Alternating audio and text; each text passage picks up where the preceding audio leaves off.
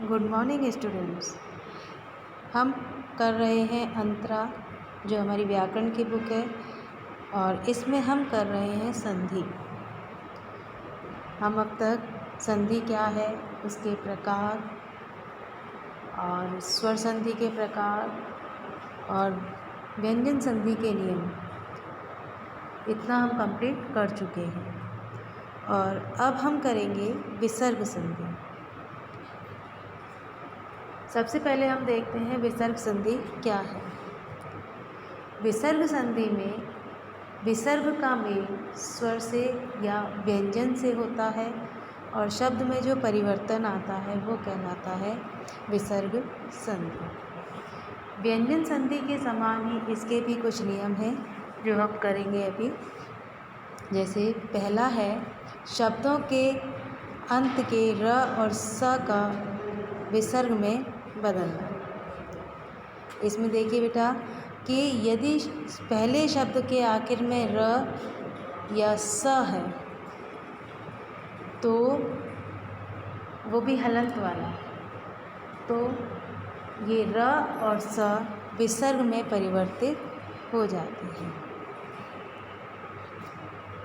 दूसरा नियम है विसर्ग के पहले छोटा अ और बड़ा अ के अलावा कोई और स्वर हो, छोटी ई से लेकर बड़े ओ तक कोई भी स्वर हो, और इन विसर्ग के बाद में किसी भी वर्ग का तीसरा, चौथा, पांचवा वर्ण या य, र, ल, व, ह इनमें से कोई भी व्यंजन हो, तो जो विसर्ग है वो रा रेफ में बदल जाता है। रा रेफ में पहले ही बता चुकी हूँ कि जो शब्द के ऊपर उड़ा हुआ होता है वो रा रेफ होता है। तीसरा नियम है विसर्ग के पहले यदि अस्वर हो और विसर्ग के बाद में किसी भी वर्ग का तीसरा, चौथा, पांचवा और इनके अलावा य, र, ल, व, ह हो, तो जो विसर्ग है वो ओ में परिवर्तित हो जाता है। जैसे तम है प्लस गुण, तो म में अ है और उसके बाद में ग है जो कि क वर्ग का तीसरा व्यंजन है, तो यहाँ पर विसर्ग ओ में बदल जाएगा और वो हो जाएगा तमो गुण। चौथा नियम है विसर्ग से श षटकोण होना, यह मतलब कि विसर्ग का श षटकोण में परिवर्तन होना। तो यहाँ पर है कि विसर्ग से पहले यदि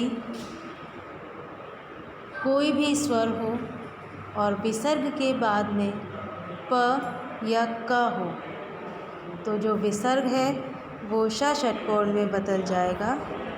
यहाँ पर हलंत वाला आएगा, मतलब कि आधा श षटकोण लिखा जाएगा। जैसे दुह प्लस परिणाम दुष्परिणाम। इसी तरह से विसर्ग के स्थान पर स होना, यानी विसर्ग का सा में बदलना। यहाँ पर है कि विसर्ग के बाद में यदि क हो तो विसर्ग जो है वो स सपेरे में बदल जाएगा आधे में। जैसे नमः प्लस कार हो जाएगा नमस्कार। छठा नियम है विसर्ग के बाद श शलगम, श षटकोण या सा सपेरा हो, तो जो विसर्ग है वो उसी वर्ण में बदलेगा जिससे उसका मेल हो रहा है। मतलब श शलगम से अगर हो रहा है तो आधा श शलगम आ जाएगा विसर्ग के स्थान पर। श षटकोण से हो रहा है तो श षटकोण आ जाएगा आधा। सा सपेरे से हो रहा है तो सा सपेरा आधा विसर्ग के स्थान पर आ जाएगा। जैसे इसमें उदाहरण दे रखा है दुह प्लस शासन, तो इसको हम योग बिना विसर्ग हटाए भी लिख सकते हैं दुह शासन, और इसके अलावा श विसर्ग के स्थान पर श शलगम भी आधा हम लगा सकते हैं। सातवां नियम है कि विसर्ग से पहले यदि अ हो, छोटा अ, और विसर्ग के बाद में कोई और स्वर हो तो यहाँ पर केवल विसर्ग का ही लोप होगा। मतलब शब्द दोनों योग्य तो लिखे जाएंगे, विसर्ग उसमें नहीं आएगा। तो ये है हमारी विसर्ग संधि, जो अब हमारा मतलब संधि चैप्टर हमारा कंप्लीट हो चुका है विसर्ग संधि के साथ। अब हम एक्सरसाइज करेंगे।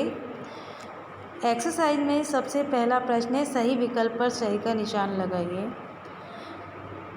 इसमें क है, वर्णों के मेल से उत्पन्न हुआ विकार कहलाता है, समास, संधि या प्रत्यय। तो सही आंसर है इसमें संधि। स्वर संधि का उदाहरण है देवांत, योशीश और विद्यार्थी। बेटा इसमें ये दोनों ही हैं, देव प्लस अंत ये भी स्वर संधि है और विद्या प्लस अर्थी ये भी स्वर संधि है। योशीश इसमें नहीं है, तो दोनों पे आप टिक लगा लो, देवांत में और विद्यार्थी में। ग है, विसर्ग के पहले अ और आ के अतिरिक्त किसी अन्य स्वर के होने पर अथवा यर अलावा होने पर क्या बन जाता है। ठीक है, इसमें देखो, इसमें क्या बन जाएगा, छोटा ओ। स्वर संधि के भेद होते हैं 3, 4 या 5। आंसर है 5। अब आता है संधि विच्छेद करना है और उसका भेद लिखना है। नमस्कार, नमः प्लस कार और ये है विसर्ग संधि। परमेश्वर, परम प्लस ईश्वर ये है स्वर संधि। इत्यादि, इति प्लस आदि ये है स्वर संधि। नवोढ़ा, नव प्लस ऊढ़ा ये भी स्वर संधि है। और सप्त प्लस ऋषि, सप्तर्षि ये भी स्वर संधि है। अब बेटा इसमें स्वर संधि में कौन सा स्वर संधि है ये भी आप अगर लिखेंगे तो ब्रैकेट में लिख लेना। परम प्लस ईश्वर स्वर संधि है और ये है गुण संधि। इति प्लस आदि भी स्वर संधि है, ये है यण संधि। नव प्लस उड़ा ये स्वर संधि का है और ये है गुण संधि। और सप्तऋषि ये भी गुण संधि में ही आता है। निम्नलिखित शब्दों में संधि कीजिए। वेद प्लस अंत, वेदांत। भरत प्लस इंदु, भारतेंदु। भारत प्लस इंदु, भारतेंदु। मत प्लस ऐक्य, मतैक्य। सु प्लस आगत, स्वागत। रवि प्लस इंद्र, रवींद्र। नव प्लस ऊड़ा, नवोढ़ा। नदी प्लस अंत, नद्यंत। षट प्लस मास, षडमास।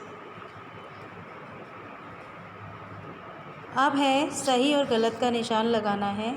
संधि के 4 भेद होते हैं, नहीं, संधि के 3 भेद होते हैं केवल, स्वर संधि, व्यंजन संधि और विसर्ग संधि। तो ये आपका वाक्य गलत है। उत्पन्न हुए विकार को यथास्थिति में पुनः लिखना और बोलना संधि विच्छेद कहलाता है। ये वाक्य सही है। निकटतम ध्वनियों से उत्पन्न हुए विकार से होने वाले मेल को यण संधि कहते हैं। ये वाक्य गलत है। स्वर संधि के 5 भेद होते हैं, ये वाक्य सही है। क्वेश्चन आंसर हमें करने नहीं है क्योंकि हमने पूरे चैप्टर में से मेन चीज़ें हमने सारी ले ली हैं। और अब है रचनात्मक गतिविधियाँ। रचनात्मक गतिविधियों में दीर्घ संधि और गुण संधि के 4 भेद हमको लिखने हैं। तो ये आपको अपने आप करना है, बुक में से देखेंगे, बुक में से आपको ये लिखना है।